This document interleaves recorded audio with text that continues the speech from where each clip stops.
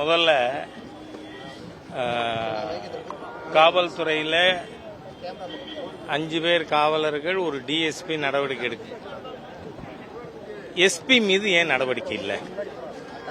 ஏன்னா அவர் இருந்த இந்த 6 மாசமும் எல்லா ஸ்டேஷன்லையும் அவரை அனுமதி இல்லாமல் அது இன்ஸ்பெக்டரோ ஏட்டையாவோ ரெஸ்ட் ரூமுக்கு கூட போக முடியாது.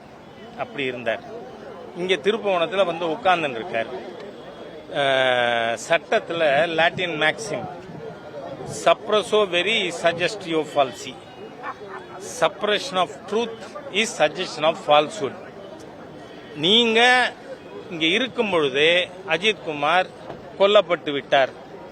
அப்போ இவர் நேர்மையான நல்ல அதிகாரியா இருந்தா அதை பகிரங்கமா அந்த அம்மாட்ட ஒப்புக்கொண்டு மன்னிப்பு கேட்டுட்டு அதுக்கப்புறம் பாடி அனுப்பிச்சிருக்கணும். ஆனா இவரோட எஃபர்ட் பூரா என்னவா இருந்தது? இந்த கேஸை ஊத்தி மூடுறதுக்கு. நீங்க மாத்திரம் அந்த வீடியோ, ஒரு ஷார்ட் வீடியோ, மற்றபடி பப்ளிக்கினுடைய ஒரு அவுட்கிரை இல்லைன்னா நிச்சயமா இந்த 5 பேரும் தியாகிகளாயிருப்பாங்க.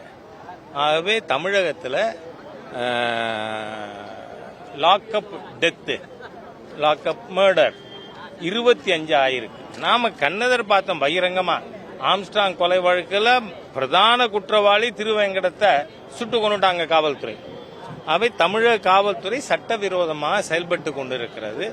அது இந்த ஒரு கேஸ்னால மாத்திரம் மாற போறதில்லை. ஆனால் சிபிஐக்கு கொடுத்திருக்கிறது, ஸ்டாலின் தன்னோட தோலை காப்பாற்றி கொண்டு விட்டார். சேவ்டு ஹிஸ் ஸ்கின் அப்படின்னு நான் சொல்றேன். குடும்பத்துக்கு அரசு வேலை கொடுத்திருக்காங்க, 5 லட்சம் ரூபாய் ரொக்கப்படும். அது நான் கேட்கிறேன், நீதிமன்றத்திலேயே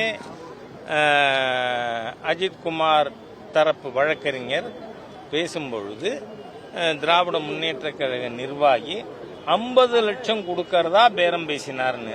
50 ஏன் சைஃபர் காணா போயிடுச்சு? கொடுங்கிறேன் நான். 2வது, இது இன்கம் டாக்ஸுக்கும் இடிக்கும் ஒரு தகவல். ஏன்னா இல்காட்டன் மணி, அன்அக்கவுண்டட் மணி சேங்கை மாறன்ட்ட 50 லட்சத்துக்கு மேல, குறைஞ்சது 50 லட்சம் இருக்கு. ஏன்னா அவர் கொடுக்குறேன்னு சொன்னது அதுதானே. அதனால இது அந்த டிபார்ட்மெண்ட்ஸ் பார்த்துக்கும். நன்றி. செய்திகளை உடனுக்குடனும் துல்லியமாகவும் தெரிந்து கொள்ள சப்ஸ்கிரைப் பண்ணுங்க.